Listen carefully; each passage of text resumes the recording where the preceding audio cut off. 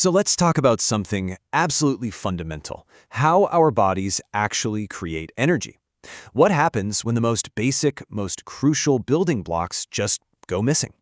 Today, we're diving into 5 core metabolic minerals that, according to our source material, your body might literally be begging for. Let's get into it.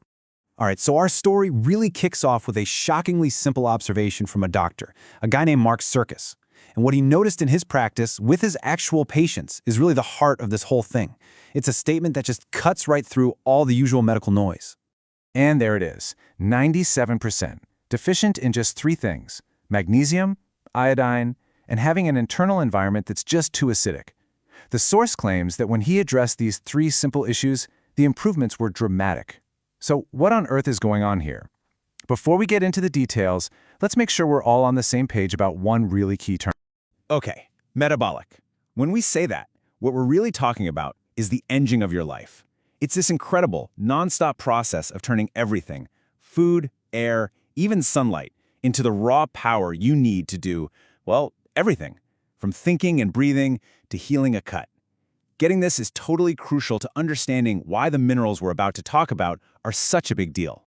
So, while Dr. Circus pointed out those 3 key issues, our source material actually broadens the lens a little bit. It introduces us to what it calls the Metabolic 5. Think of these as the absolute dream team of nutrients that work together to keep that engine of yours running perfectly. Let's meet them one by one. First on the list is vitamin D3. And what's so wild about this one is that it's not really a vitamin in the classic sense. Nope, it's actually a super powerful hormone. You can think of it as the master regulator, kind of like the conductor of a massive orchestra that is your body. I mean, look at this job description. It's in charge of your immune system, it helps regulate your mood and inflammation, it's vital for your cells to talk to each other. It basically helps your body figure out what's a friend and what's a foe. So it's really no surprise, as the source points out, that people who don't get much sun often feel run down or get sick more often. They're missing their conductor. Okay, next up we have magnesium, and this one gets called the master mineral, and for good reason. If vitamin D3 is the orchestra's conductor, then magnesium, well, it's pretty much every single musician in the orchestra. Your body just grinds to a halt without it. Get this, magnesium is involved in over 300 essential reactions in your body. It helps calm your nervous system. It relaxes your muscles. And, this is huge, it's what your body needs to activate vitamin D. See? They're a team. And the source makes a really powerful connection here. If you're tossing and turning at night, struggling to sleep, there's a very good chance you're low on this one essential mineral. Our third player on the team is iodine. The source has a great way of describing this one. It's like the spark plugs for your metabolism. It provides the literal ignition that your thyroid gland needs to manage your energy levels and your hormones. And to see just how powerful iodine is, check this out. According to the source's research, only about 10% of women in Japan report having severe menopause symptoms. Compare that to the West, where it's 75%. The suggested reason for this massive difference? A diet that's naturally rich in iodine, often from things like seaweed.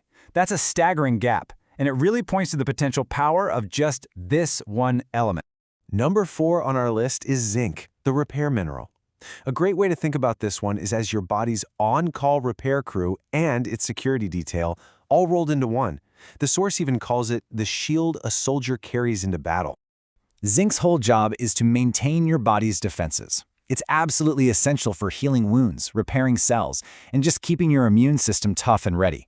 So to put it simply, low zinc can mean low resilience. And finally, we have selenium. The source calls this one the guardian mineral, which is a perfect description. It's a powerful protector, a bodyguard, that helps your body defend against all kinds of cellular damage.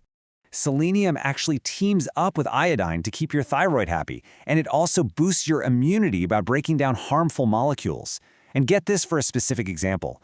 The source highlights research linking the amount of selenium you'd find in just 4 Brazil nuts a day to a significantly lower risk of certain breast cancers. Pretty amazing, right? Okay, so we've met the Metabolic 5. We know what they are. But this brings up a huge question. If these things are so unbelievably important, why are so many of us missing them? Well, the source offers a couple of really clear reasons. So the first problem, according to the source, starts right in the ground beneath our feet. The argument is that modern industrial farming is obsessed with just 3 things: nitrogen, phosphorus, and potassium. Why? Because they make plants grow big and they make them grow fast. But that focus completely ignores the dozens of other trace minerals, like iodine and magnesium, that our bodies desperately need. The result is food that looks great, but as the source puts it, is nutritionally hollow.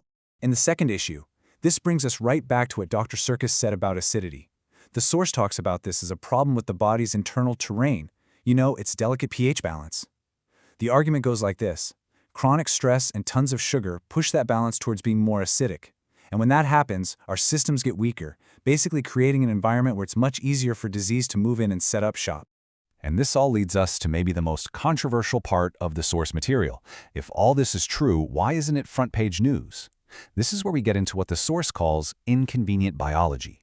Seriously, why isn't this common knowledge? If things like mineral deficiencies and pH balance are so foundational to our health, why don't we hear about them all the time?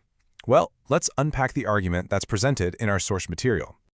This table really lays out the core of the argument pretty clearly. On one side, you've got fundamental health. Its tools are things you can't patent, right? Like sunlight, soil, and simple minerals. Then, on the other side, you have a system that the source says focuses on complex symptoms and patented solutions. The argument being made is pretty stark. One of these approaches is just not very profitable, while the other creates a business model built on recurring revenue. And this quote really just nails the source's perspective. The argument isn't that anyone is saying minerals don't exist. Of course not. It's that their incredible importance is simply minimized. It's downplayed and pushed to the side in favor of more complicated and, according to the source, more profitable treatments. So, where does all of this leave us? What's the big takeaway? Well, the source is really clear that this isn't about selling a specific cure or a magic pill. Not at all. It's about offering a map, a simple guide to help us remember how our bodies were designed to work in the first place. And it all comes down to this really simple, really ancient hierarchy. The source argues that so many ancient cultures just knew this instinctively. Light from the sun, clean water, and minerals from the earth, these are the true foundations of health. Food comes after that. But somewhere along the way, modern life flipped us completely upside down, making us obsess about food while we forget these more fundamental elements. So in the end, this explainer is really just presenting a map, not a destination. It's a framework for thinking about our body's most basic, non-negotiable needs. And it leaves us with a really powerful question to think about. What happens when the body is finally given the right tools and the simple permission to repair itself?